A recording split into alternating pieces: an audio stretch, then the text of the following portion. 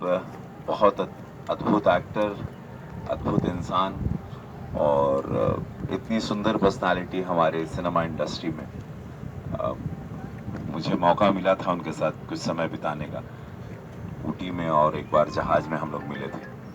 बहुत बड़े भारतीय जनता पार्टी के नेता भी थे वो, 4 बार सांसद रह चुके हैं और उनको जनता बहुत प्रेम करती थी, देश बहुत प्रेम करता था। आज अचानक वो हम लोगों को छोड़ के चले गए। तो हम लोग इस वक्त रांची में हैं, शूटिंग पर हैं। तो उनके उनके दुख में, उनके गम में हम लोग, हमारी यूनिट मौन कर रही है। भगवान उनकी आत्मा को शांति दें और उनके परिवार को शक्ति दें इतनी बड़ी क्षति को सहने के लिए।